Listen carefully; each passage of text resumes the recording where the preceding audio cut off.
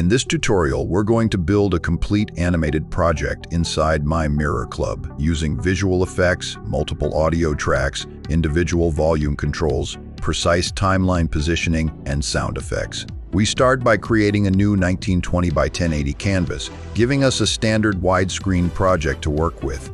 First, we add our motorcycle and position it on the canvas. We adjust its size and placement until it fits the scene the way we want. Next, we change the canvas background to create a darker look that works better with the artwork. Now we give the motorcycle some movement. We select a slide animation so the motorcycle enters the scene instead of simply appearing. Because the editor now supports multiple audio layers, we can also add a matching slide sound effect and synchronize that sound with the motorcycle's entrance. This is where the animation starts to feel much more complete. Next, we add the MyMirrorClub logo and position it above the motorcycle. For the logo, we choose a heartbeat animation effect. Then we add a heartbeat sound effect to match that movement. We now have separate visual layers and separate sound layers working together inside the same project. Now let's open the timeline. This is where we get much more precise control over everything we have added. Each timed layer shows its exact start and end position. The left and right edges can still be dragged independently whenever we want to shorten a clip or change when it begins or ends. But we can also grab Move Clip in the center and reposition the entire layer without changing its duration.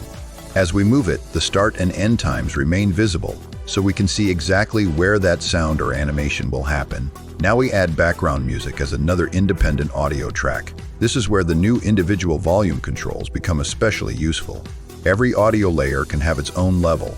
Background music can be reduced so it stays underneath important sound effects or narration instead of overpowering them. A voice or text-to-speech track could stay near full volume while music plays much lower in the background. Our heartbeat effect is also fairly short, so we add another heartbeat sound and move the second clip farther along the timeline.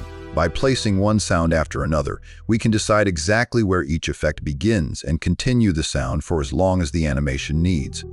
We can also move the project playhead whenever we want to check a specific moment. If we grab the scrubber while the project is playing, playback pauses so we can place it precisely.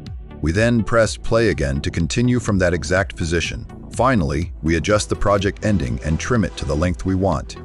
The audio follows the timeline, individual volume settings are preserved, and the complete soundtrack fades smoothly at the end instead of stopping abruptly. Everything you have just watched was edited directly inside MyMirrorClub. Now we'll stop the narration and play the actual published result so you can hear the background music and synchronized sound effects exactly as they were mixed in the editor.